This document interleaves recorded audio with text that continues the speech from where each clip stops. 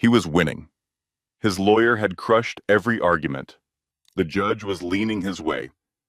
His pregnant wife sat across the courtroom, looking like she had already given up. He had spent 3 years hiding money in shell companies, faking his girlfriend's pregnancy, and building an escape plan so perfect that no one would ever find it.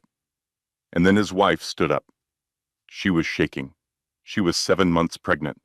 She had no money, no power, no fancy attorney, but she had one piece of paper, one single detail that did not match. A timestamp, a date that should not exist. And when the judge looked at that detail, everything changed. His face went white. His lawyer stopped talking. And the empire he had built on lies began to collapse, one truth at a time. This is the story of a woman who was told she did not understand business. She did not need to understand business. She understood timing, and timing told the truth. Lesson and value. Before we begin, here's what this story will give you. It is not just entertainment. It is proof that your voice matters, even when it shakes. It is a reminder that you do not need to be powerful to be right. You just need to be brave enough to notice what everyone else ignored. If you have ever been silenced, dismissed, or made to feel invisible, this story is for you. If that opening made you want to know what happens next, stay until the end, because the twists in this story will shock you. And if this channel has ever made you feel seen, heard, or a little less alone, bye-bye son, tap that subscribe button and turn on notifications so you never miss a story. Drop a comment and tell me, have you ever noticed a detail that changed everything? I read every single comment, and your stories inspire the next ones we tell. Now let us begin. The courtroom smelled like old wood and quiet authority. It was the kind of room where lives changed direction in a single afternoon, where futures were rewritten by people who had never lived them. The fluorescent lights hummed overhead, casting everything in a flat, institutional glow that made even expensive suits look ordinary. But David Bennett's suit did not look ordinary. He sat at the defense table in a charcoal three-piece that had been tailored in Manhattan, his cufflinks catching the light every time he adjusted his sleeve. His posture was relaxed. His breathing was even. His expression carried the particular calm of a man who had already rehearsed this moment 100 times in his head and won every single version of it. Across from him sat his wife. Laura Bennett was 7 months pregnant. She wore a simple navy dress that she had borrowed from her best friend because nothing in her own closet fit anymore, and because most of her closet was still locked inside a house she was no longer allowed to enter. Her hands rested on the table in front of her, fingers laced together, knuckles white. She did not look up. She did not look at David. She did not look at anyone. To an outsider, she looked like someone who had already accepted the outcome and was simply waiting for the paperwork to make it official. Her attorney, Sophie Carter, sat beside her. Sophie was 29, 3 years out of law school, and this was the biggest case she had ever handled. She had taken it pro bono because Laura could not afford anyone else, and because something about Laura's quiet determination reminded Sophie of her own mother. But right now, sitting across from Mark Reynolds, one of the most expensive divorce attorneys in the state, Sophie felt the gap between determination and power, like a physical weight on her chest. Mark Reynolds stood when Judge Catherine Owens entered. Everyone stood. The judge was 58, silver-haired, known for efficiency rather than sentiment. Years on the bench had taught her how to spot the cases that were already decided by numbers and statutes alone. She settled into her chair, opened the file, scanned it briefly, and looked up. "Let us proceed," she said. Mark Reynolds rose smoothly, buttoning his jacket in a single practiced motion. "Your Honor, The facts in this case are straightforward. My client, David Bennett, is the sole primary earner. He built Bennett Development from the ground up. The assets in question, including real estate holdings, investment accounts, and business equity, were acquired entirely through his income and his decisions. There is no evidence of misconduct, no hidden income, no violation of fiduciary duty. Mrs. Bennett's contributions, while perhaps well-intentioned, do not rise to the level of equitable claim. We respectfully ask the court to rule accordingly. He sat down, clean, efficient, devastating. Judge Owens made a note, then turned to Sophie. Counsel for the petitioner. Sophie stood. Her voice was steady, but Laura could hear the effort behind it. Your Honor, Mrs. Bennett contributed to this marriage in ways that are not reflected on a balance sheet. She managed internal systems for her husband's company for 6 years without compensation. She organized records, maintained databases, and supported the operational infrastructure that allowed Mr. Bennett to build his business. She also sacrificed her own career to do so. Mark interrupted. Objection. Vague and unquantifiable. Sustained, Judge Owens said. Sophie pressed on. Furthermore, Mrs. Bennett is 7 months pregnant and was removed from the marital home without notice. Her access to joint accounts was revoked. Her health insurance was canceled during her pregnancy. Mark stood again. Your Honor, my client adjusted household arrangements in response to the divorce filing. These were protective measures, not punitive ones. Judge Owens raised a hand. I have reviewed the preliminary filings. She paused. Based on what I see so far, the financial evidence does substantially favor the respondent. David exhaled slowly through his nose. There it was, the confirmation he had been waiting for. He did not smile because he did not need to. The math had always been on his side.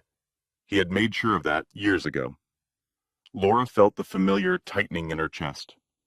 The slow compression of being reduced to a footnote in her own life story. She had spent 10 years building something alongside this man, 10 years of organizing, supporting, adapting, shrinking herself to fit the spaces he left for her. And now, in this room, all of that was being measured in dollars and dismissed. Judge Owens continued. Before I move toward a preliminary ruling, does either party have anything further to add? Mark leaned toward David and whispered, We are done. Just let it happen. Sophie looked at Laura, her expression apologetic. There was nothing more she could argue. The room waited. Then Laura looked up. She looked up at the judge, and for the first time that morning, her eyes were not lowered. They were not defeated. They were not empty. They were clear. Your Honor, she said quietly. May I speak? Judge Owens tilted her head slightly. You may. David frowned, not concerned, irritated, the way you frown at a delay, not a threat. Laura's voice was barely above speaking volume, but every word was precise. I was not involved in financial decisions during my marriage. I was told repeatedly that I would not understand them, but I was responsible for organizing records, filing authorizations, maintaining digital systems. I did this for 6 years. She paused. And there is one detail I noticed that has not been addressed. Mark stood quickly. Your Honor, discovery is closed. Any new evidence at this stage is procedurally inappropriate, Judge. Owens held up a hand without looking at him. Sit down, Mr. Reynolds. She turned to Laura. What detail, Mrs. Bennett? Laura reached into the bag beside her chair and pulled out a single folder. Thin, unimpressive. She placed it on the table. This is a system authorization log from my husband's company. I had access to these records as part of my administrative work. It shows a financial authorization signed by my husband 2 days after he swore under oath that all asset disclosures were complete. The room shifted. David's jaw tightened. He turned to Mark. What is she talking about? Mark did not answer immediately. Judge Owens extended her hand. Let me see it. The clerk carried the single sheet of paper to the bench. The judge read it. Her expression did not change. That was what unsettled David the most. She was not reacting. She was processing. Mr. Bennett, she said, were any financial authorizations executed after your sworn disclosure? David opened his mouth, closed it, opened it again. Those would be routine administrative processes, automated workflows. Were they automated or were they authorized? The judge asked. David swallowed. Authorized. The word landed heavier than it should have. Judge Owens set the paper down carefully. I am placing a temporary hold on any ruling in this matter. This court requires further examination before proceeding. David felt something crack. Not loudly, not dramatically, but enough. Like a hairline fracture in glass that you only notice when the light hits it wrong. Laura sat back down, slowly. Her hands trembled beneath the table, where no one could see. She had not planned to speak today. She had come expecting to lose. But when she heard David describe their marriage as clean and simple, something inside her refused to stay quiet. She did not know yet that this single detail, this one piece of paper with a time stamp that did not match, would unravel everything. She did not know that the man who walked into this courtroom, believing he had already won, was about to learn what happens when the truth refuses to stay buried. All she knew was that she had spoken, and for the first time, in a very long time, someone had listened. 6 months before that courtroom, Laura Bennett stood in the hallway of the home she had lived in for 8 years, holding a receipt she had found in the inside pocket of her husband's blazer while sorting his dry cleaning.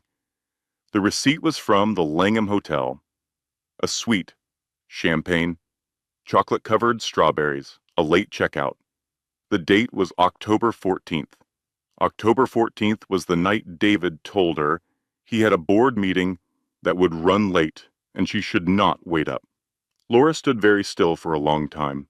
She turned the receipt over in her hands as if there might be an explanation printed on the back. There was not. She placed it on the kitchen counter and made dinner. When David came home that evening, she set the receipt beside his plate without saying a word. David picked it up, looked at it, looked at her. He did not deny it. He did not apologize. He did not raise his voice. Instead, he set it down, straightened his collar, and said, "You should be grateful for the life I gave you. Laura, do not make this ugly." Laura did not cry. She went upstairs, closed the bedroom door, and sat on the edge of the bed until her breathing steadied. Then she called Rachel Torres. Rachel had been Laura's best friend since their freshman year at the University of Michigan. She was a nurse at Mercy General, a single mother of 2, and the kind of person who said exactly what she thought in the exact moment she thought it. When Laura told her about the receipt, Rachel was quiet for 3 full seconds. That was the longest Rachel had ever been quiet. Then she said, "I would key his car, but that is a felony, so let us get you a lawyer instead." Laura did not laugh, not yet, but something about Rachel's voice made her feel less alone. Over the following days, the picture became clearer and worse. Laura discovered the other woman's identity, not through detective work, not through snooping through David's phone, but because the other woman introduced herself. Her name was Megan Hale. She was 29, blonde, immaculately put together, and she served as the vice president of marketing at Bennett Development. Laura had met her twice at company events. Both times, Megan had smiled at her warmly and complimented her dress. Megan sent Laura a direct message through social media. The message was 3 sentences long. "He chose me. I think you already know that. The kind thing would be to let him go." Laura read the message 4 times. Then she showed it to Rachel, who read it once and said, "The kind thing, the kind thing." This woman is sleeping with your husband while you are carrying his child, and she is giving you advice on kindness. I need to sit down. Laura began to understand something she had been avoiding for years. David had not changed. He had simply stopped pretending. The charm, the control, the way he made every decision feel inevitable. These were not qualities, they were strategies. And she had been living inside his strategy for a decade without recognizing the walls. If you are reading this and something about that sentence feels familiar, if you have ever looked around your own life and realized the walls were not yours, that the shape of your days was designed by someone else, then you understand what Laura felt in that moment. Not anger, not yet, just the slow, sickening clarity of seeing the truth for the first time. Laura filed for divorce on a Tuesday morning. By Tuesday afternoon, David had frozen their joint bank accounts. By Wednesday, her health insurance was canceled. On Thursday, she drove home from a prenatal appointment to find her suitcase on the front porch. The locks changed, and a note from David's attorney stating that the home was held solely in David's name and she was no longer authorized to enter. She stood on the porch of the house where she had arranged furniture, hosted holidays, planted a garden in the backyard, and built a life she thought was shared. She stood there with her suitcase and her purse and the ultrasound photo from that morning's appointment still in her hand. Then she called Rachel. Rachel arrived in 22 minutes. She loaded Laura's suitcase into her trunk, drove her to her own apartment, installed her in the guest bedroom, made her a cup of tea, and said, "That man just kicked his pregnant wife out of her own home, and he thinks he is the victim." Okay, okay. She paused. "We are going to need a very good lawyer or a very creative alibi." Despite everything, Laura almost smiled. Finding an attorney proved harder than Laura expected. David was well known in the legal community. Bennett Development had done business with half the firms in the city. 3 attorneys declined Laura's case outright, citing conflicts of interest. A 4th quoted a retainer she could not afford. Then Sophie Carter called her back. Sophie was young. She worked at a small firm that handled family law. She had read about Laura's situation through a mutual connection and wanted to help. "I am not going to lie to you," Sophie said during their first meeting. "I am not the most experienced attorney in this area, but I believe you, and I will work harder than anyone else."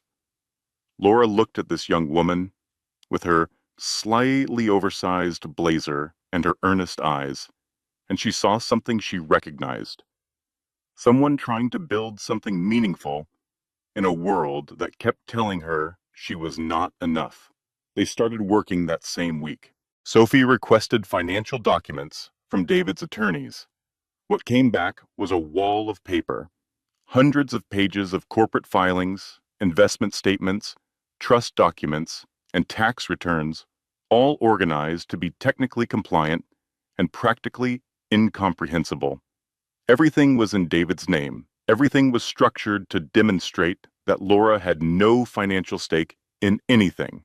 If you are going through a divorce right now, or if you think you might someday, here is something Laura wished she had known years earlier. Document everything from day one. Do not wait until you are sitting in a courtroom wishing you had proof. Keep copies of bank statements. Screenshot account balances. Save emails. Write down conversations with dates and times. The truth has an expiration date if you do not preserve it. Laura did not have those records. What she had was something smaller, but ultimately more powerful. She had her memory of the systems she had built, the files she had organized, the timestamp she had entered into databases without understanding what they meant. She did not know it yet, but buried in those memories was the single detail that would change everything. David, meanwhile, was not worried. He told Megan the divorce would be quick and clean. He told his mother, Gloria Bennett, that Laura would take a settlement and disappear. He told his attorney Mark Reynolds that the case was a formality. He believed all of these things because he had always believed that control was the same as truth. He had controlled the money. He had controlled the narrative. He had controlled Laura for 10 years. What he had not controlled was a timestamp on a system log, and he had not controlled the quiet, persistent memory of a woman he had dismissed as too simple to fight back. The courtroom reconvened on a gray Thursday morning. Rain streaked the tall windows, and the fluorescent lights buzzed with the particular drone that made everything feel slightly unreal. Laura sat in the same spot as before. Same borrowed dress, same folded hands, but something had shifted in her posture. It was subtle, barely noticeable, like the difference between someone waiting for a sentence and someone waiting for a chance to speak. David noticed. He did not like it. The hearing began with procedural matters. Judge Owens reviewed motions, addressed scheduling, and confirmed that the temporary hold on ruling remained in effect pending further examination of the system log Laura had presented. Mark Reynolds objected to the delay 3 separate times. Each time, the judge overruled him with decreasing patience. Then Mark shifted tactics. "Your Honor," he said, standing with the measured confidence of a man who always had a second card to play. "Before we proceed with any further examination, my client wishes to update the court on a relevant change in his personal circumstances." Judge Owens raised an eyebrow. "Relevant how?" Mark adjusted his cuffs. "My client's partner, Megan Hale, is expecting a child. She is approximately 4 months along. Given that Mr. Bennett now has responsibilities to an expanding family, we request that the court consider the full scope of his obligations when evaluating any financial division." The words landed in the room like stones dropped into still water. Laura's hands went cold. She turned slightly toward Sophie, who was already looking at her with wide eyes. Sophie had not known. Laura had not known. No one on their side had known. Laura felt something disconnect inside her chest, like a cable snapping under tension. She was 7 months pregnant, sitting in a courtroom, fighting for basic fairness, and she had just learned that her husband's mistress was carrying his second child. He had been building a replacement family while she was still living in the original one. David did not look at her. He looked straight ahead, his expression neutral, as if the announcement were no different from updating a mailing address. Mark continued, "This development underscores the need for a practical, forward-looking resolution. My client is prepared to be generous, but the court must recognize that his resources now support multiple dependents." Sophie stood, her voice tight. "Your Honor, this is clearly a strategic disclosure designed to pressure my client." "The timing is suspect," Mark smiled. "The timing is biology, counsel. We do not control that." Judge Owens held up a hand. "I will note the disclosure for the record. It does not change the pending review." She looked at David. "Mr. Bennett, congratulations. Now let us continue with the matter at hand." But the damage was done. Laura sat frozen, processing the mathematics of betrayal. David had not just cheated. He had not just lied. He had planned. He had built something new with Megan, something designed to make Laura obsolete. And now he was using it as leverage. During the recess, Laura went to the bathroom, locked herself in a stall, and pressed her forehead against the cool metal door. She did not cry. She was past crying. She was in the place beyond tears where everything becomes very still and very clear, like the surface of water after a storm passes. She put her hand on her belly. The baby kicked. Once, twice. Laura whispered, "I am still here." When the hearing resumed, things got worse. Mark Reynolds presented what he called a comprehensive character assessment. It was a 40-page document outlining Laura's role in the marriage, her lack of independent income, her emotional dependency, and her failure to maintain any career outside of the home. It painted her as someone who had contributed nothing of measurable value. He read selected passages aloud. Mrs. Bennett has no professional credentials, no employment history outside of informal assistance to her husband's company, and no demonstrated capacity for independent financial management. Her claims of contribution rest on subjective interpretations of domestic support that cannot be quantified. Each sentence was a paper cut, small, precise, designed to accumulate. Sophie objected repeatedly, but the objections felt like throwing pebbles at a tank. The document was technically within legal bounds. It was cruel, but it was permissible. Laura listened to her own life being described as if it were empty. 10 years of waking up early to organize David's calendar, 10 years of managing his office systems, 10 years of remembering birthdays for his clients, coordinating events, handling the details he called small but never managed to handle himself. All of it reduced to the phrase, informal assistance. When Mark finished, Judge Owens turned to Sophie. Do you wish to respond? Sophie stood. Your Honor, my client managed internal filing systems, authorization databases, and operational records for Bennett Development for 6 years. She did this without title, without compensation, and without recognition.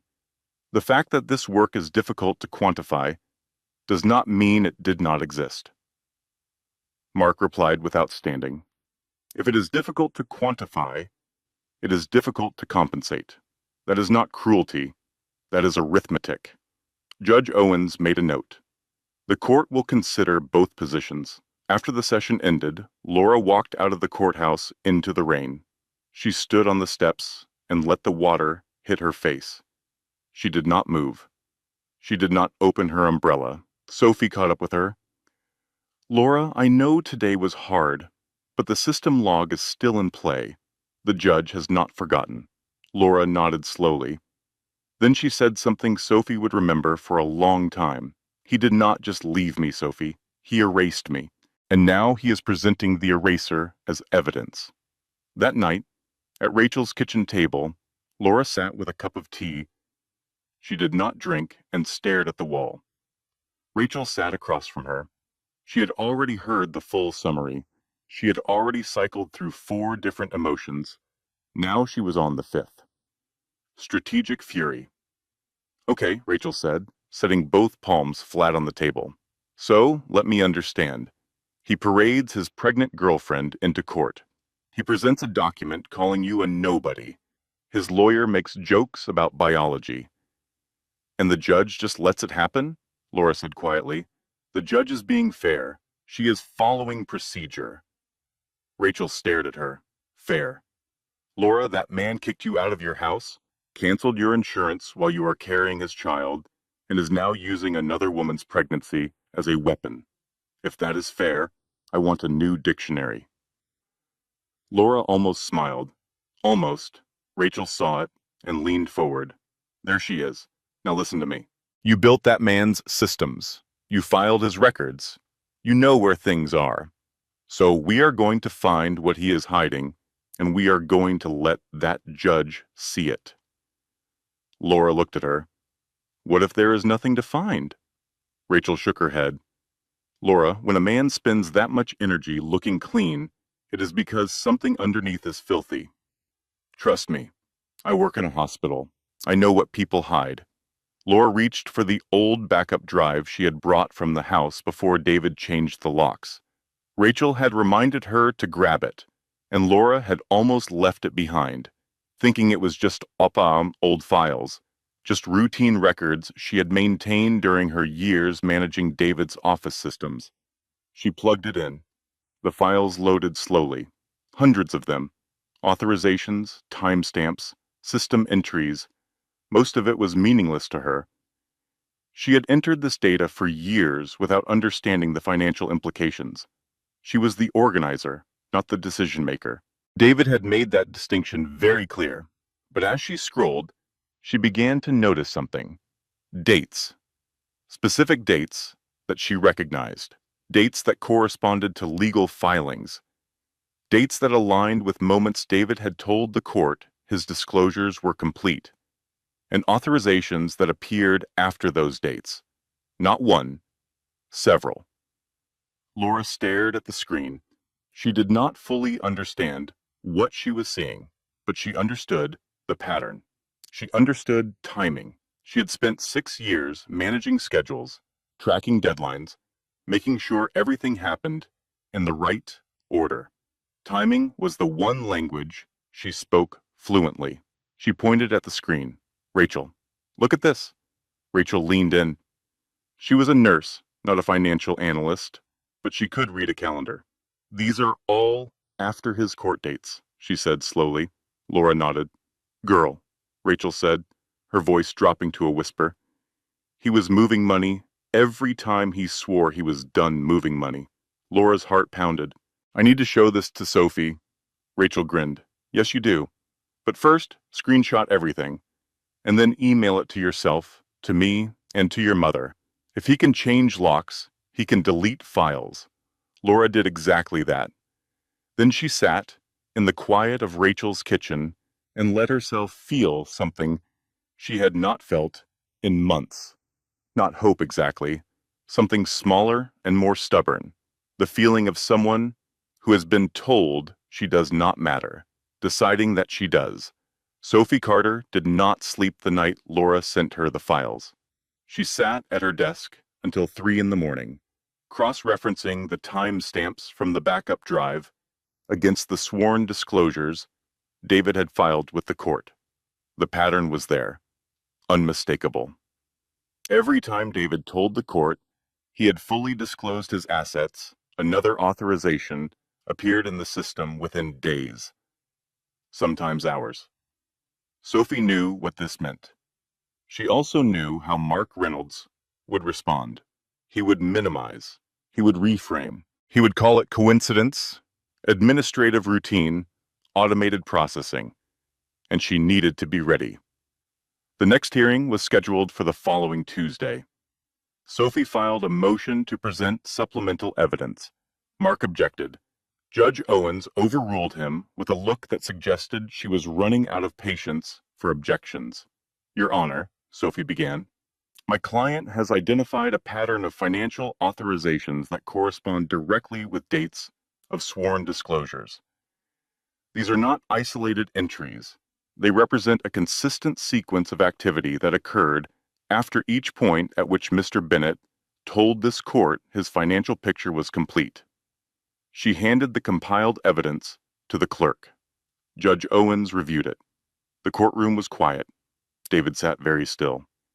His face betrayed nothing, but Laura noticed his right hand, the one resting on the table. His fingers were pressing into the wood. Judge Owens looked up. Mr. Bennett, these authorizations bear your digital signature. Can you explain the timing? David leaned toward Mark, who whispered something. David then spoke.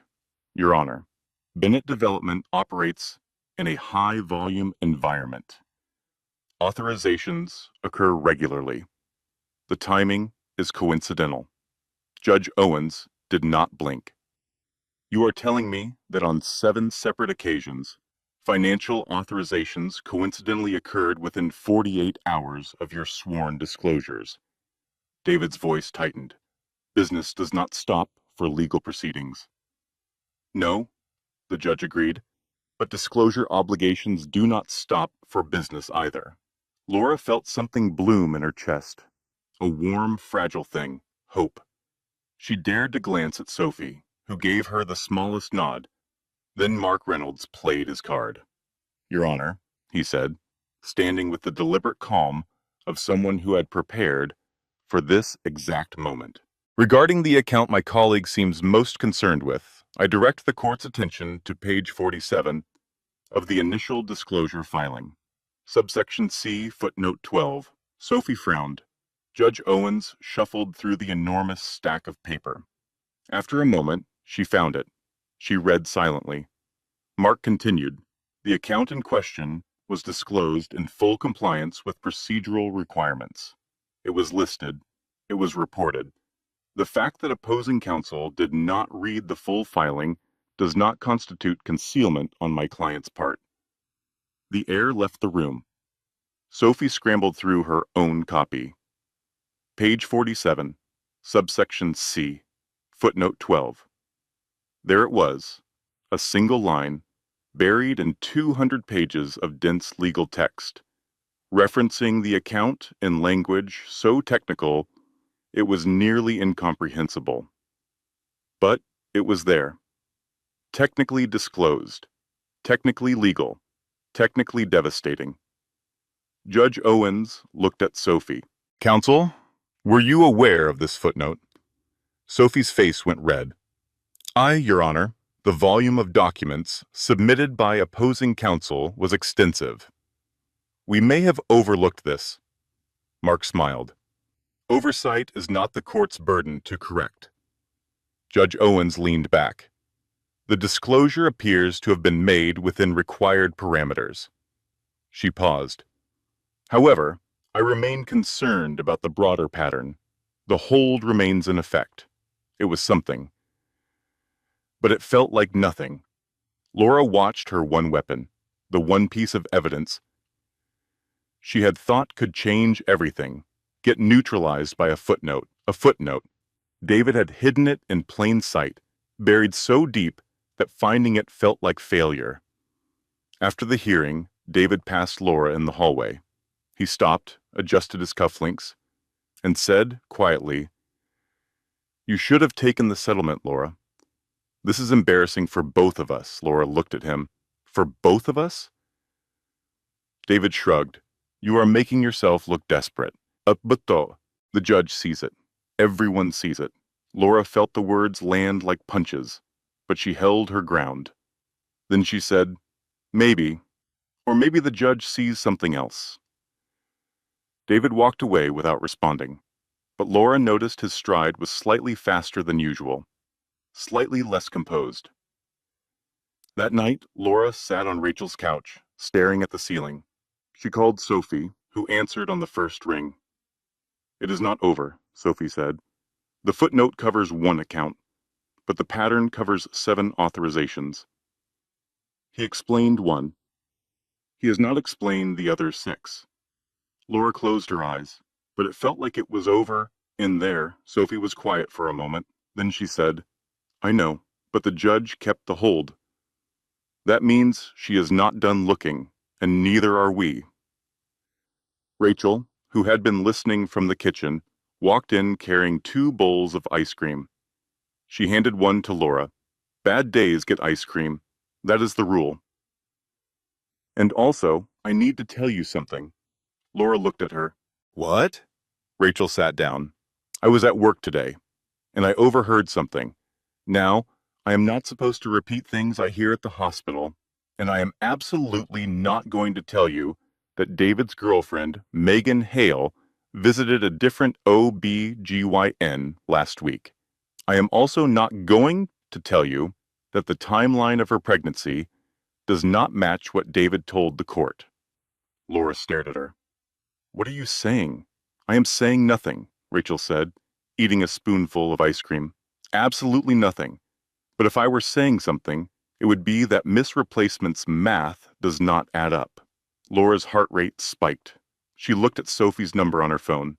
Then she looked at Rachel. Rachel shrugged. I am just a nurse who eats ice cream and notices things. Kind of like you are just an office manager who notices timestamps. Something sparked in Laura's chest. Not hope this time. Something harder. Resolve. The stress arrived not as a moment, but as an accumulation. It came in the form of sleepless nights and skipped meals, and the constant low hum of anxiety that never quite subsided, in the way Laura's body began to rebel against the weight it was carrying, both physical and otherwise. She woke one morning at Rachel's apartment with a tightness in her abdomen that felt different from anything she had experienced before. Sharp, rhythmic, wrong. Rachel took one look at her and said, We are going to the hospital right now. Laura protested. I have a meeting with Sophie at 10. Rachel was already grabbing her keys. Sophie can wait. Your baby cannot. Let us go. At Mercy General, the doctors confirmed what Rachel had suspected. Premature contractions, stress-induced. The baby was stable, but Laura needed bed rest immediately. Extended bed rest, no exceptions. Laura lay in the hospital bed, monitors beeping softly, her daughter's heartbeat filling the room with a steady rhythm that sounded like reassurance itself. She stared at the ceiling and tried to calculate how she was supposed to fight a legal battle from a hospital bed. Rachel sat beside her, reading a magazine she was not actually reading. Laura, she said without looking up, you need to let people help you. I do not have people, Laura said quietly. I have you and Sophie. Rachel put the magazine down. That is 2 more people than that man deserves, and 2 more than he expected you to have. The next morning, David visited. He arrived during visiting hours, which Laura suspected was deliberate. Witnesses. He stood at the foot of her bed in a dark blue suit, his expression arranged into something that resembled concern but did not quite reach his eyes. Megan waited in the car downstairs. David looked at the monitors, the IV, the hospital gown. Then he said, "This does not have to be this hard, Laura." Laura watched him. She did not respond. He reached into his jacket and produced an envelope. Sign the settlement. Take what I am offering. It is more than fair, and honestly, it is more than you deserve. He placed the envelope on the bedside table. Your attorney can review it, but I think you will find it practical. Laura looked at the envelope, then she looked at him. I built your filing systems, David. I organized your life for 10 years. I scheduled your meetings, managed your records, kept your world running, while you built yours. Do I deserve to be told what I deserve? David adjusted his cufflinks. The gesture that once looked like confidence now looked like a nervous habit. You are emotional right now. That is understandable. I am clear right now, Laura said. That is what scares you. David stared at her for a moment. Then he picked up the envelope and left without another word. 48 hours later, Laura received a legal filing that made the conversation at the hospital look like small talk. David had filed an emergency motion. The motion stated that Laura's hospitalization demonstrated physical and mental instability. It cited her stress levels, her bed rest requirement, and her inability to maintain normal daily activities as evidence that she was unfit to serve as primary caregiver.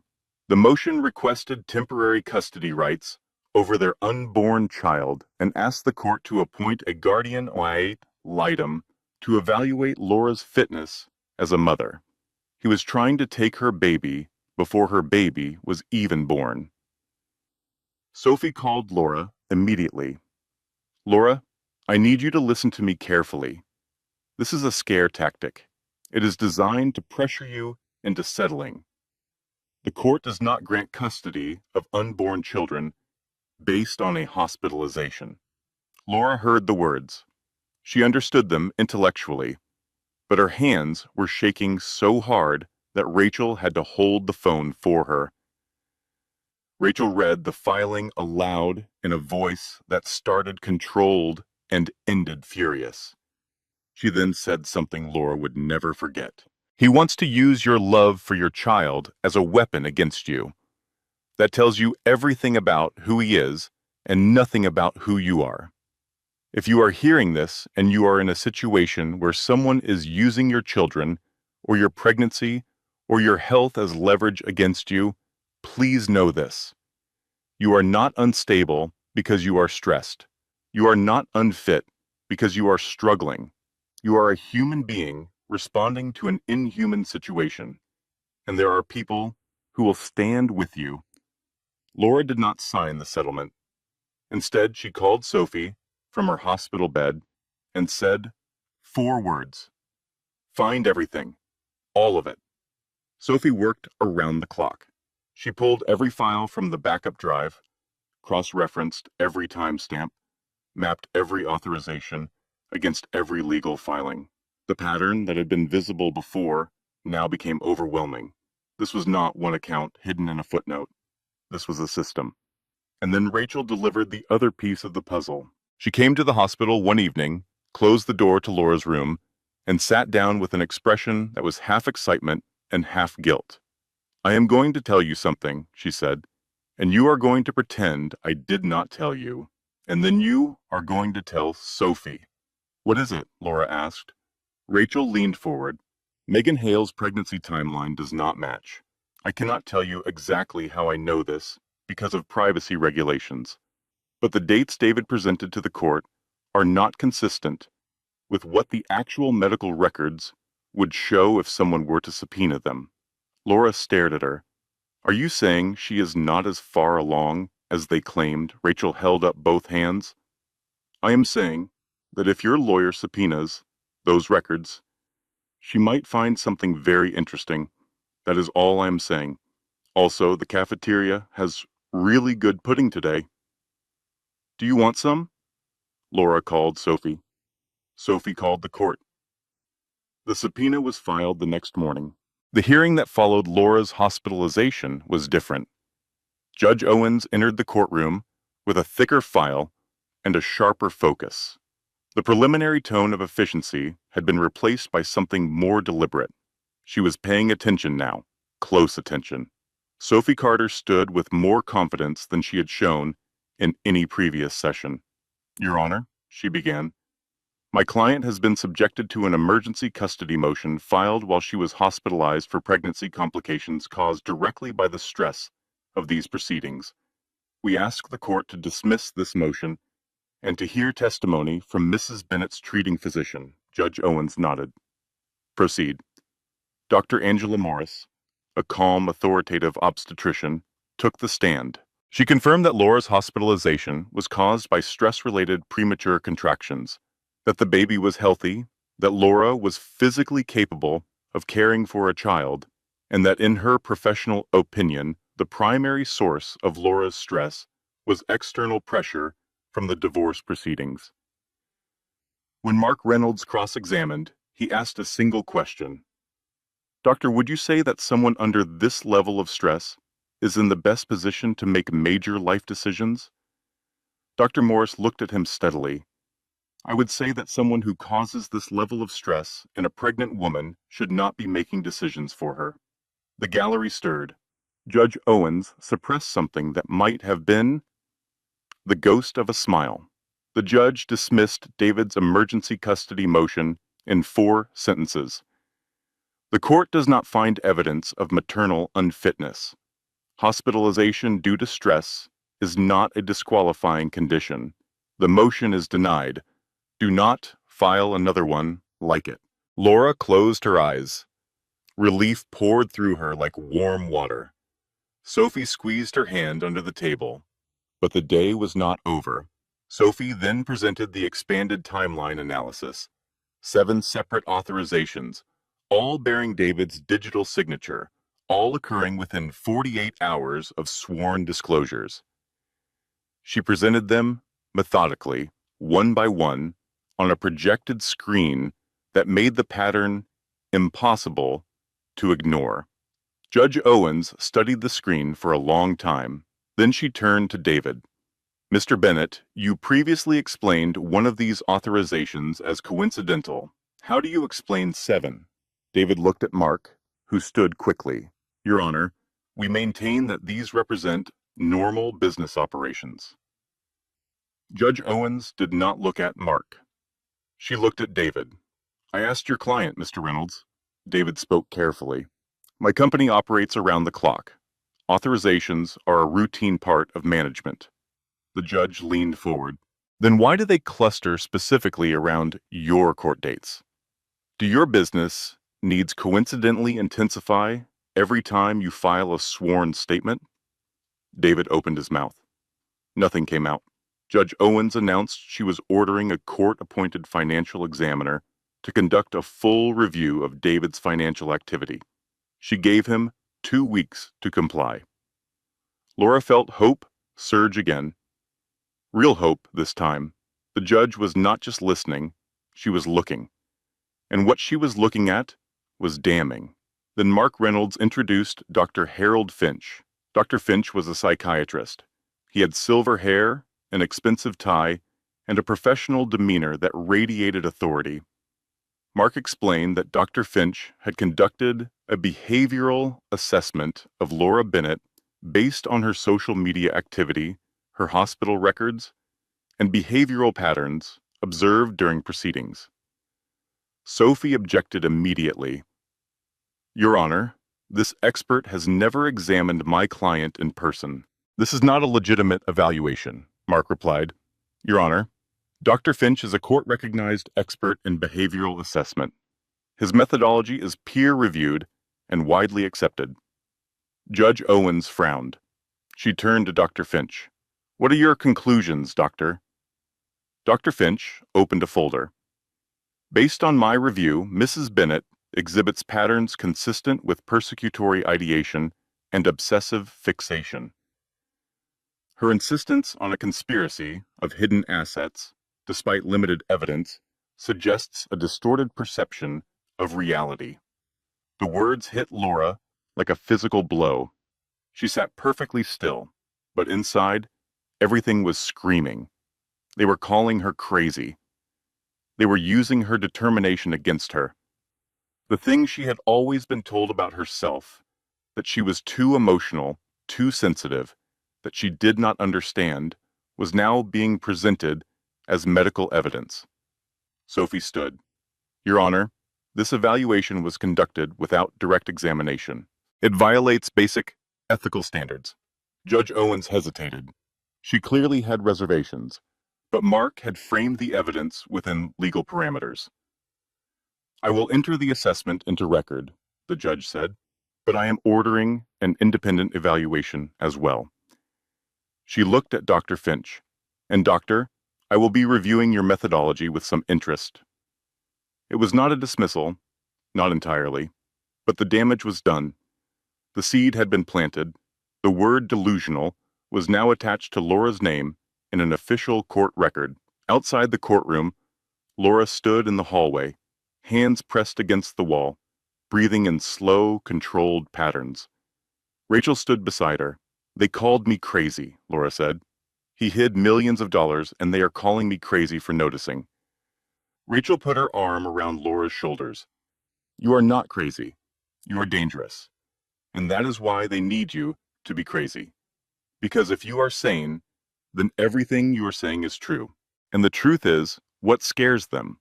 Laura looked at her. "What if the judge believes them?" Rachel shook her head. "That judge has not believed David Bennett since the moment you stood up and showed her that timestamp. She is doing her job, and your job is to keep standing it up." Laura nodded. But that night, alone in Rachel's guest bedroom, she lay awake and wondered how many women had been silenced, not by evidence, but by labels. How many times had the word emotional been used as a weapon? How many times had unstable been the diagnosis for someone who simply refused to stay quiet? She put her hand on her belly. The baby kicked. Hard. Laura whispered, "I know, me too." What happened next came in 3 waves, each one more devastating than the last, arriving so close together that Laura barely had time to recover from one before the next one hit. Day 1. Laura received a certified letter at Rachel's apartment. She opened it, expecting something from the court. Instead, it was an eviction notice.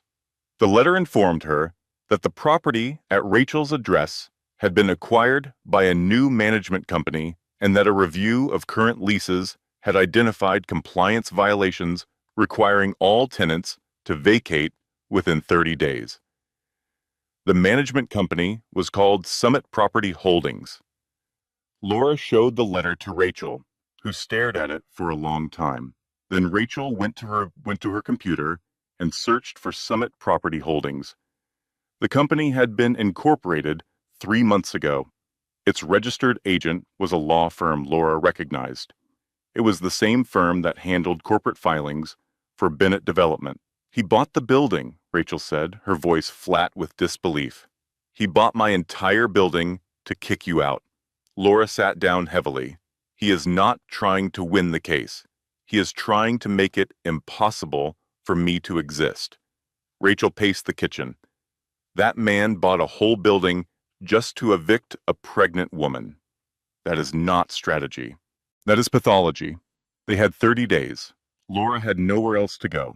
Rachel's sister lived out of state. Laura's parents had passed. Her support system consisted of Rachel and Sophie, and David was systematically attacking both. Laura moved what she could into Rachel's car. They would figure out the rest later. Right now, survival came in hours, not days. Day 2. Laura went to the grocery store. She needed to move, needed to do something normal, something that did not involve courts or attorneys or eviction notices. She walked through the produce section slowly, one hand on her belly, the other reaching for apples. She did not see Gloria Bennett until the woman was standing directly in front of her. Gloria was David's mother, 71 years old, immaculate, wearing pearls and an expression that could freeze water. She had never approved of Laura. She had told David on his wedding day that he could do better. She had told Laura at a family dinner that she was lovely, but perhaps not quite suited for the Bennett world.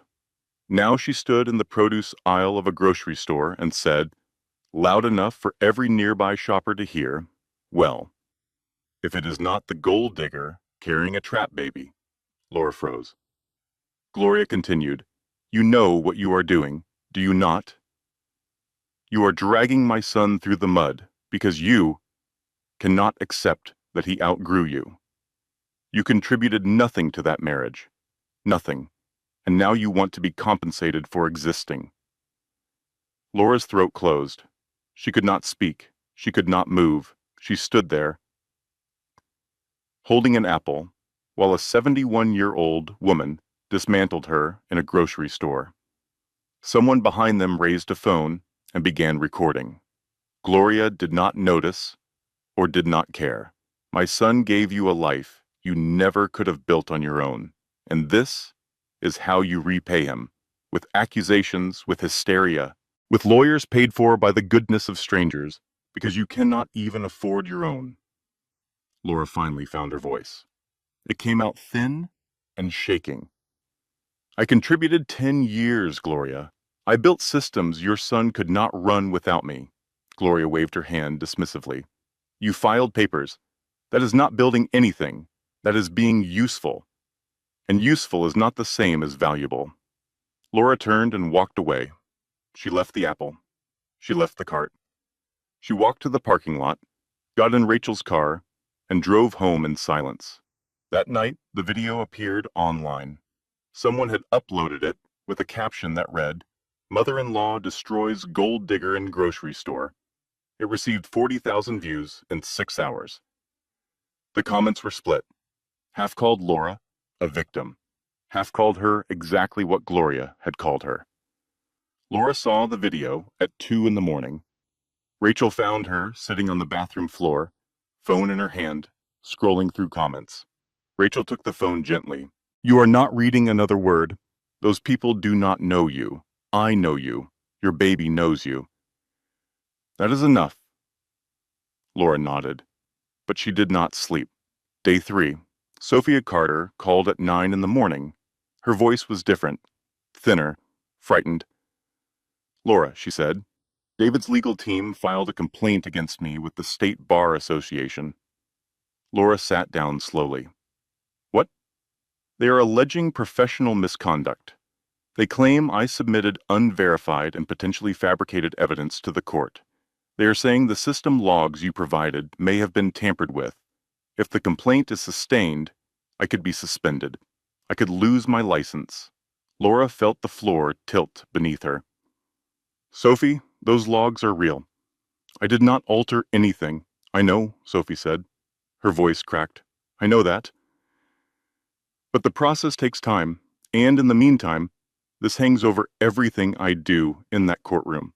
They are trying to discredit me so that anything I present is questioned. Laura pressed her hand over her eyes. He is not just fighting me. He is fighting everyone who helps me. Sophie was quiet for a moment. Then she said, Laura, I believe you. I have always believed you. But I need you to know what we are up against. That night, Laura sat alone in Rachel's kitchen. It was 2 in the morning. The apartment was quiet. Rachel was asleep. The city outside was dark. Laura looked at the table in front of her. No files, no phone, no laptop, just her hands folded together and the silence. She had no home. Her reputation was destroyed. Her lawyer was under attack. She was 8 months pregnant. And the man who had promised to love her was spending his wealth to dismantle every pillar of her life, one by one. She put her hand on her belly. The baby moved. Laura whispered, I am sorry. I am trying. Then she sat in the dark for a long time, breathing, thinking, remembering the systems she had built, the files she had organized, the patterns she had seen. She thought about every time David had told her she did not understand business, every time he had patted her on the shoulder and said, let me handle it. He had been right about one thing. She had not understood the finances, but she understood structure. She understood organization. She understood timing. And she understood, with a clarity that felt like iron, that the man who had told her she was not smart enough to fight was about to learn what happened when she stopped believing him. Sophie Carter did not lose her license. The bar complaint was reviewed on an expedited basis.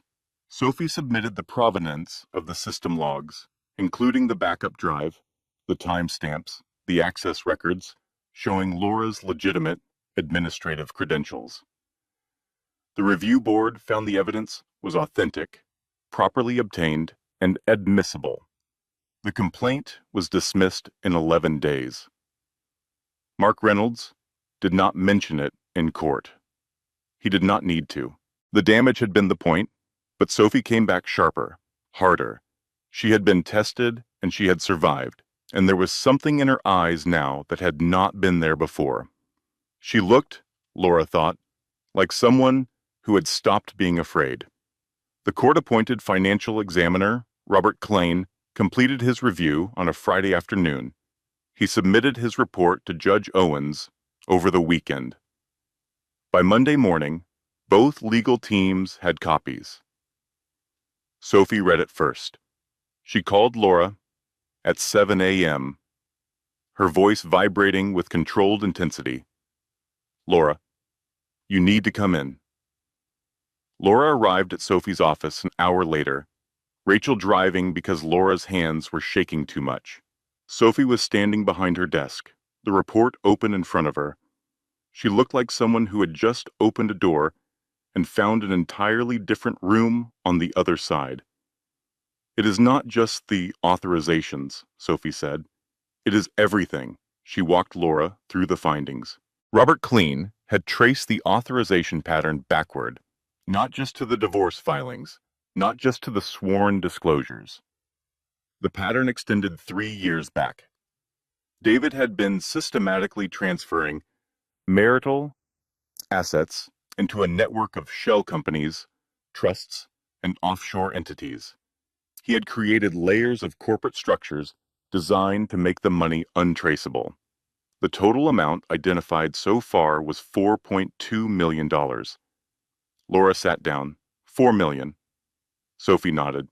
And that is the preliminary number. Klain thinks there may be more, but there was something else. Something that changed the shape of the entire story. Laura, Sophie said carefully. Megan Hale is not just David's girlfriend. She is listed as the CEO of 2 of these shell companies. Her name is on incorporation documents filed 18 months ago. That is 6 months before David claims their relationship began. Laura stared at her. She was part of it from the beginning. Sophie nodded. She was not the other woman. She was the business partner. The affair was the cover for a financial operation. Laura felt something shift inside her. Not anger, something colder and more precise. He planned this, she said. He planned all of it. The affair, the shell companies, the divorce. He was building an escape route while I was building his filing systems. Sophie took a breath. There is one more thing. The subpoena we filed on Megan's medical records came back. Laura looked at her. Sophie met her eyes. Megan Hale is not pregnant. She has never been pregnant during the period David claimed.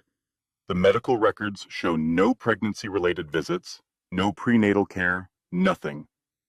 David fabricated the pregnancy claim to strengthen his custody motion and to make you look unstable by comparison. The room went completely silent. Laura sat with this information for a long time. She did not speak. She did not cry. She thought about standing in that courtroom, 7 months pregnant, learning that her husband's mistress was also expecting. She thought about the way that news had shattered her, the way it had made her feel replaceable, disposable, reduced to a biological function that someone younger and prettier was already performing. And none of it was real. He had manufactured a pregnancy to break her. He had invented a child to take hers. Rachel, who had been standing by the door, said quietly, "I am going to need a minute." She walked into the hallway, and Laura heard her punch the wall. When the court reconvened, Sophie presented the examiner's findings methodically. She laid out the shell companies, the offshore transfers, the 3-year timeline. She presented Megan Hale's role as corporate officer, and then she presented the medical records. The courtroom was so quiet that Laura could hear the air conditioning. Judge Owens read each document carefully. She took her time. She did not react visibly, but Laura noticed something she had not seen before. The judge's hands were steady, but her jaw was tight. She was angry. Not performatively angry, genuinely angry. Judge Owens looked at David. "Mr. Bennett, these findings indicate that your girlfriend, Miss Hale, has been serving as a corporate officer in entities specifically designed to conceal marital assets. They further indicate that the pregnancy you reported to this court was fabricated." David looked at Mark. Mark did not look back. David spoke. His voice strained. "Your Honor, I can explain." Judge Owens raised a hand. "You have had many opportunities to explain. At each one you chose concealment over candor." She turned to the gallery, where Megan Hale sat in a fitted red dress, her composure cracking like porcelain. "Ms. Hale, you are named in these findings as an officer in entities designed to defraud the court and conceal marital assets. I strongly suggest you retain your own counsel." Megan stood. She looked at David. He looked at her. For a moment, something passed between them. Then Megan picked up her purse and walked out of the courtroom. She did not look back. David watched her go. And in that moment, Laura saw something she had never seen on his face before: fear. Judge Owens did not raise her voice. She did not need to. The facts were speaking for themselves, and they were speaking loudly. She addressed the courtroom with the kind of deliberate calm that made every word feel permanent. This court has now received evidence of a systematic, multi-year effort to conceal marital assets through shell corporations, fabricated personal circumstances, and repeated perjury. David sat motionless. His expensive suit suddenly looked like a costume.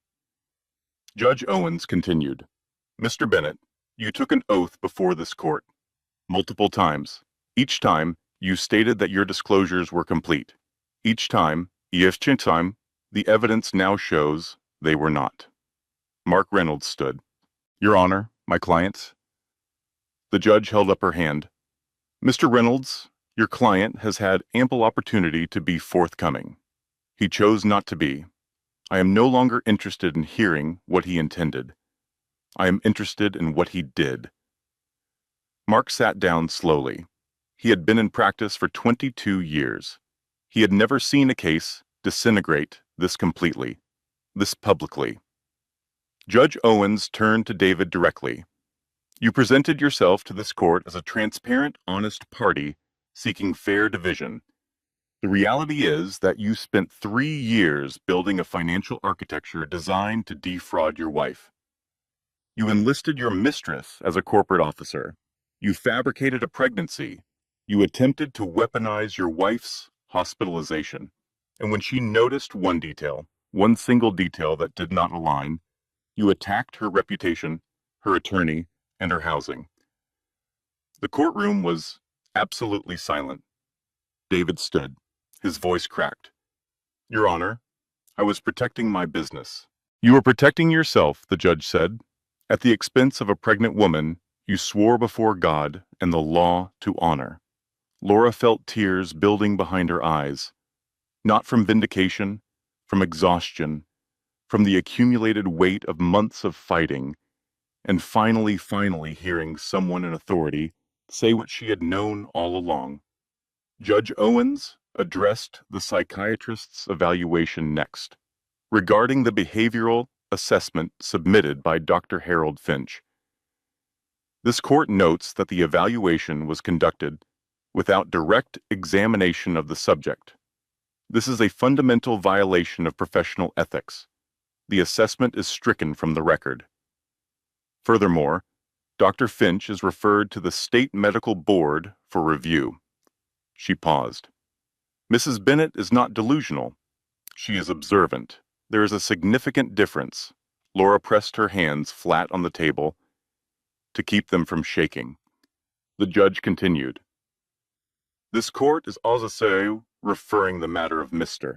Bennett's acquisition of the residential property at the address where Mrs. Bennett was residing for investigation into potential witness intimidation. David's face drained of color.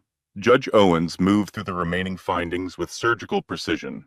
She addressed Megan Hale's role, noting that Ms. Hale had been referred for investigation as a co-conspirator in asset concealment. She addressed the fabricated pregnancy claim, calling it one of the most troubling elements she had encountered in her career on the bench.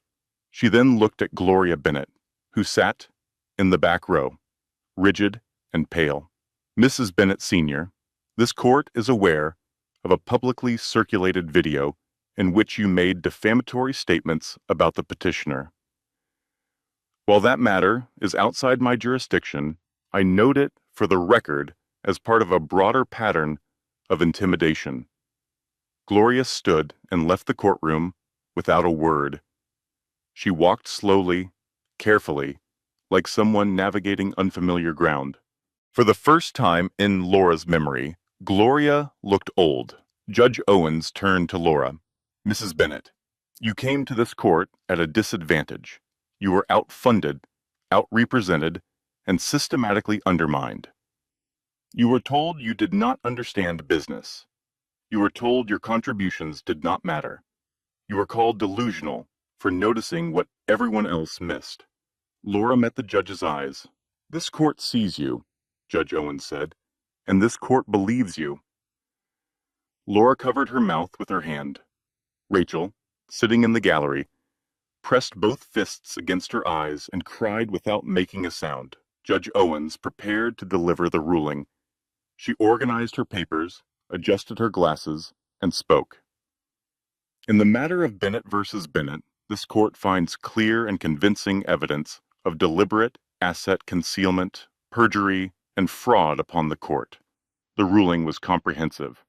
First, all previously concealed assets, including those held in shell corporations, trusts, and offshore accounts, totaling an estimated $4.2 million, are awarded to Laura Bennett in their entirety. Second, David Bennett is ordered to pay full spousal support and child support, calculated on his actual total income, including all hidden entities, for a period to be determined by this court. Third, David Bennett is referred to the district attorney's office for potential prosecution on charges of perjury and fraud. Fourth, the fabricated pregnancy claim is entered into the record as evidence of deliberate deception and is referred for further investigation. Fifth, Megan Hale is referred for investigation as a co-conspirator in asset concealment and fraud. Sixth, Dr. Harold Finch is referred to the State Medical Board for conducting a professional evaluation without direct examination of the subject. Judge Owens set down her papers. "Mr. Bennett," she said, "you walked into this courtroom believing you had already won. You had the money, the lawyers, the documentation. What you did not have was the truth. And the truth, Mr. Bennett, does not need a three-piece suit to be heard." She struck the gavel. "This matter is concluded. All orders will be enforced as written." The sound of the gavel echoed once, and then the room erupted into murmurs.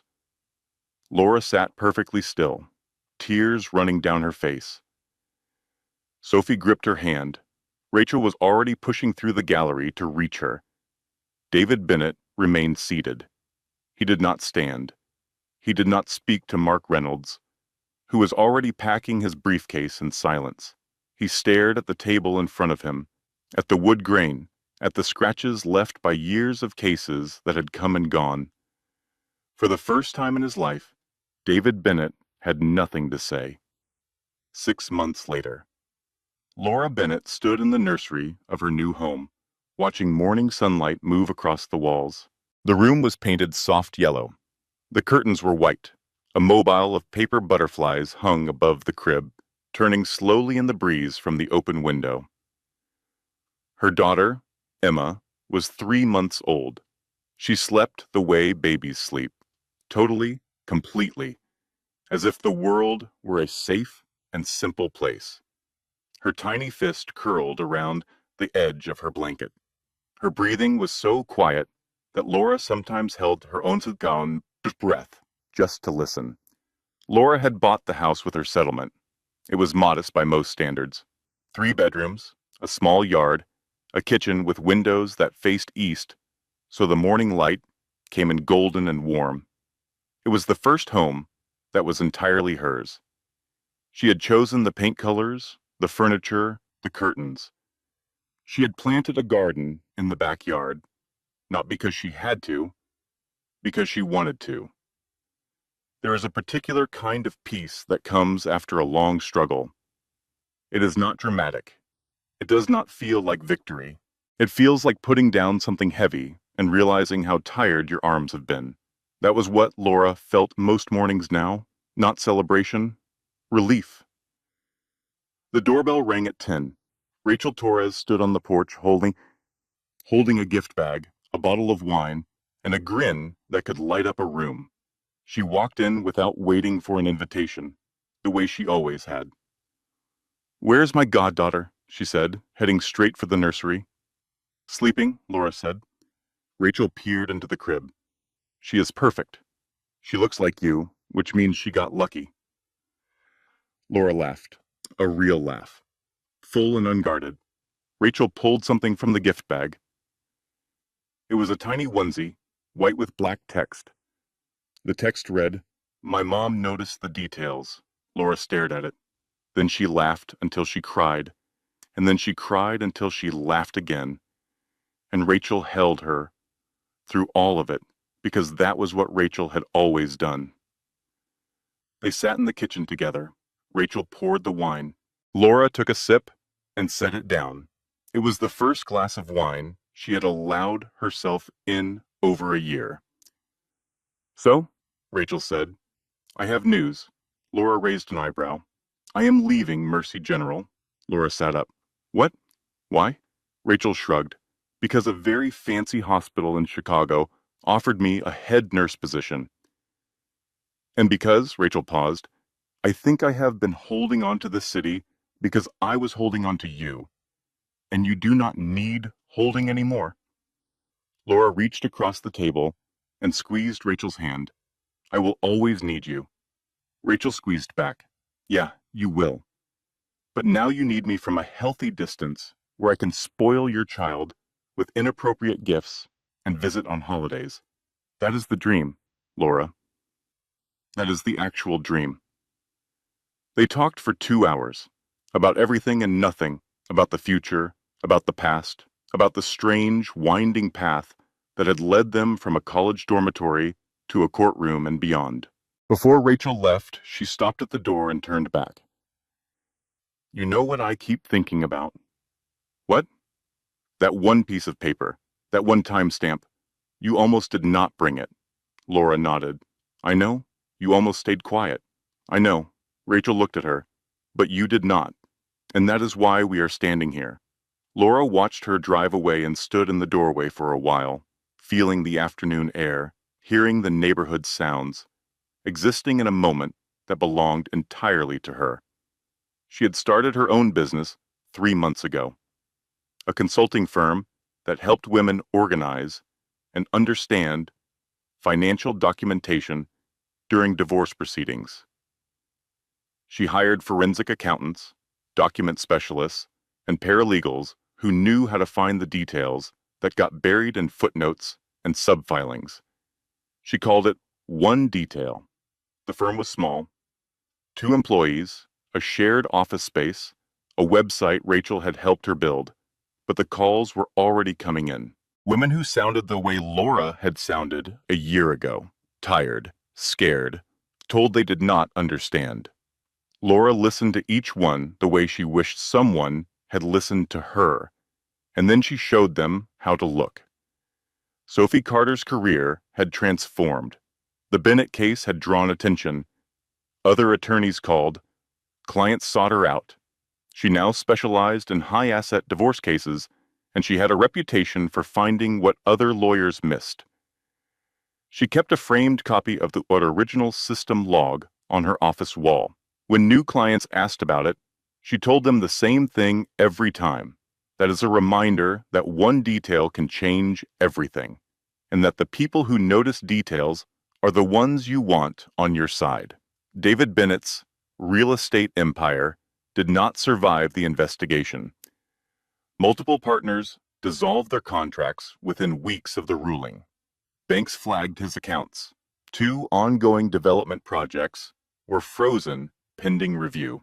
The shell companies Clean had identified were dismantled one by one. David pleaded no contest to fraud charges. His attorney negotiated the terms.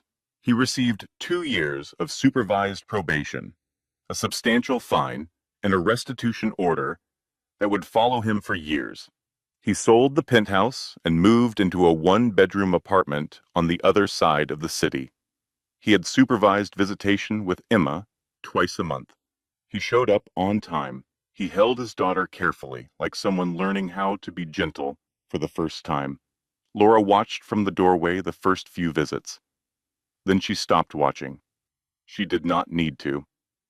Megan Hale took a plea deal. She cooperated with investigators and testified against David in exchange for reduced charges. The glamour that had once defined her had been replaced by something quieter, something chastened. She and David had not spoken since the day she walked out of the courtroom. Laura did not know where Megan was now and did not care to find out. Gloria Bennett sent Laura a letter 6 weeks after the final ruling. It arrived in a cream-colored envelope with no return address. Laura almost threw it away. Instead, she opened it. The letter contained 2 words. "I am sorry." Laura read it, folded it, put it in a drawer. She had not responded. Maybe she would someday. Maybe she would not. That was her choice now. Everything was her choice now.